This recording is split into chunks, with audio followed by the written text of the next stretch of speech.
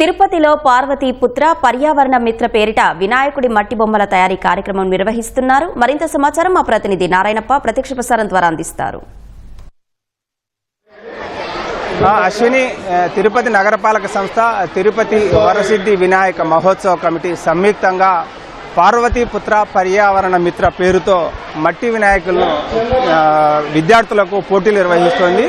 పర్యావరణ హితమైన వినాయక విగ్రహాలను తయారు చేయడం ద్వారా కాలుష్యం పారిన పడకోకుండా ఉండేందుకు ఈ పిల్లల్లో అవగాహన కల్పించడం, అదేవిధంగా మట్టి విగ్రహాలతో పూజలు నిర్వహించే లక్ష్యంతో ఈ కార్యక్రమం నిర్వహిస్తున్నారు. మనం ఒకసారి గమనించవచ్చు, తిరుపతి నగరంలోని ఆర్చరీ మైదానంలో ఈ పోటీలు నిర్వహిస్తున్న దృశ్యాలను కూడా చూడవచ్చు. నగరంలోని వివిధ పాఠశాలల నుంచి దాదాపు 750 మంది విద్యార్థులు ఈ పోటీలలో పాల్గొంటున్నారు. ఈ పోటీలలో ఉదయం 10 గంటలకు ప్రారంభమైన పోటీలు ఇప్పటికే కొనసాగుతున్నాయి. ఇప్పటికే వాళ్లకు కేటాయించిన సమయంలో అత్యంత అందమైన సుందరమైన వినాయకుడిని రూపొందించిన ఒక విద్యార్థిని మన దగ్గర ఉన్నారు. 3వ బహుమతి పొందిన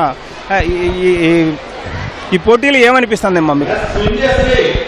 ఎన్విరాన్మెంట్ అవేర్నెస్ బాగా ఇస్తున్నారు అనిపిస్తుంది. స్టూడెంట్స్కి చాలా మంచి అవకాశం. అండ్ ఆల్సో మట్టి వినాయకుడు చేయడం వల్ల మిగతా రకమైన వినాయకుడిని వాడడం తగ్గిస్తారు. అంటే ముందు నుంచి నీకు విగ్రహాలు చేయడం కానీ మట్టితో బొమ్మలు చేయడం అలవాటు ఉందా? ఎలా దీనికోసం ఏమైనా ప్రత్యేకంగా తయారయ్యా? అలవాటు ఏం లేదు. ఓకే, అంటే మళ్ళీ 3వ బహుమతి సాధించావు కదా, ఏమనిపిస్తుంది? చాలా సంతోషంగా ఉంది. అంటే పిల్లలకు అవగాహన కలుగుతుంది అంటావు, ఏమంటావు ఈ ప్రోగ్రాం ద్వారా? అందరికీ చాలా అవగాహన కల్పిస్తుంది. దీనివల్ల ఏం అవగాహన? పర్యావరణాన్ని కాపాడాలంటే మనము మిగతా రకమైన వినాయకుల కన్నా మట్టి వినాయకులు లేదా పసుపు ముద్దతో చేసిన వినాయకులు చేయడం చాలా మంచిది. అండ్ ఆల్సో ఇది నిమజ్జనం చేసినప్పుడు దాంట్లో ఉన్న ఔషకాలన్నీ నీళ్ళలో కలిసి నీళ్ళు కూడా శుద్ధంగా తయారవుతాయి. సో ఇది అంటే పిల్లలకు ఈ పర్యావరణ హితమైన వినాయకుల తయారీ, మట్టితో విగ్రహాలు తయారు చేయడం ద్వారా ఏ విధమైన ప్రయోజనం ఉందన్న అవగాహన కల్పించేందుకు ఈ కార్యక్రమం నిర్వహిస్తున్నారు. మన దగ్గర వరసిద్ధి వినాయక మహోత్సవ కమిటీకి సంబంధించిన సభ్యులు ఉన్నారు. ఆయన అడిగి తెలుసుకుందాం, అసలు ఈ పోటీలు నిర్వహించాలనే ఆలోచన ఎందుకు వచ్చింది? సార్, పర్యావరణ పరిరక్షణలో భాగంగా మట్టి విగ్రహాన్ని పూజించాలని చెప్పని చిన్న పిల్లల చేత గత 24 సంవత్సరాలుగా వినాయక నిమజ్జన మహోత్సవ కమిటీ ఆధ్వర్యంలో మేము నిర్వహిస్తున్నాము. దీనిలో అన్ని స్కూల్స్, ప్రభుత్వ ప్రైవేట్ పాఠశాలలు అందరూ కూడా పిల్లలు పాల్గొంటున్నారు. వీళ్ళని ప్రోత్సహించేందుకు సర్టిఫికేట్లు కూడా ఇస్తున్నాము.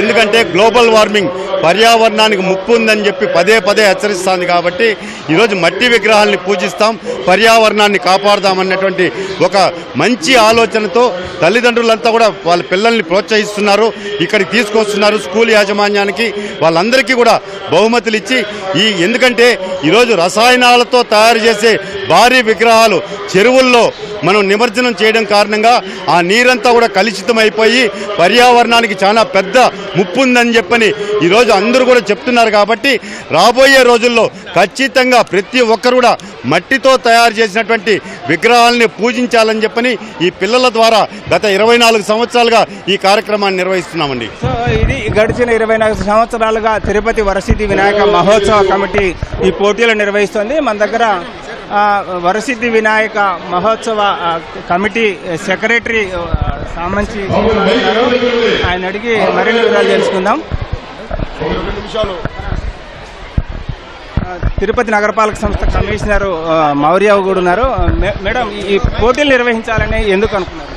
ఈరోజు వినాయక ఉత్సవ కమిటీ వాళ్ళ ఆధ్వర్యంలో ఈ పార్వతీ పుత్ర పర్యావరణ మిత్ర అనే ప్రోగ్రాం కండక్ట్ చేయడం జరిగింది. ఇది ముఖ్యంగా మనం ఎన్వైరన్మెంట్ పర్యావరణ దృష్టిలో పెట్టుకొని మట్టి గణపతులని ప్రోత్సహించాలనే ఉద్దేశంతోనే ఈ కాంపిటీషన్ పిల్లలతో ఈ ప్రోగ్రాం చేయడం జరిగింది. కాబట్టి ప్రతి ఒక్కరూ మట్టి వినాయకుని ప్రోత్సహించి ఇంట్లో కూడా ఈ వినాయక చవితికి మట్టి వినాయకుని తెచ్చుకోవాలని కోరుకుంటున్నాం. పోటీలు నిర్వహించాలనే ఆలోచన ఎందుకు వచ్చింది? మీ లక్ష్యం ఏంటి? అసలు వినాయక చవితి పండుగ అంటేనే పర్యావరణ హితమైంది. వినాయకుడు అంటేనే బడి పిల్లలకు స్నేహితుడు. ప్రతి పూజకు ముందుగా మనం వినాయక స్వామిని మాత్రమే పూజించేటువంటి సంస్కృతి.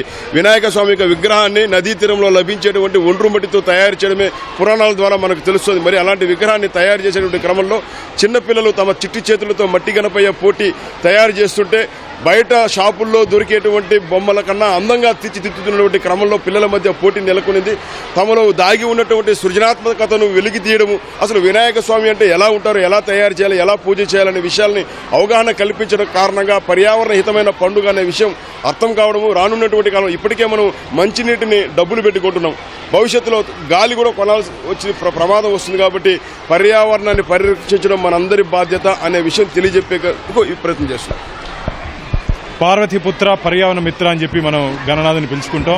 ఈ చిన్నపిల్ల చిట్టి చేతులతో చేసినటువంటి ఈ మట్టి గణపతిని పూజిద్దాం, పర్యావరణాన్ని కాపాడుకుందాం అని చెప్పి ఒక నినాదంతో 20 సంవత్సరాలుగా మేము చేసినటువంటి ప్రయత్నం ఈరోజు చిగురిచ్చింది. ప్రతి ఇంట్లో కూడా ఈరోజు మట్టి గణపతిని పూజిస్తున్నారు. Plastic free India, plaster free గణపతిని పూజిద్దాం. Plastic free India, plaster of Paris free విఘ్నేశ్వరుడి పూజలు చేయడమే లక్ష్యంగా ఈ కార్యక్రమం నిర్వహిస్తున్న అభిప్రాయం వ్యక్తం చేస్తున్నారు. కెమెరామెన్ భాస్కర్తో వి నారాయణప్ప, ఈటీవీ న్యూస్ తిరుపతి నుంచి.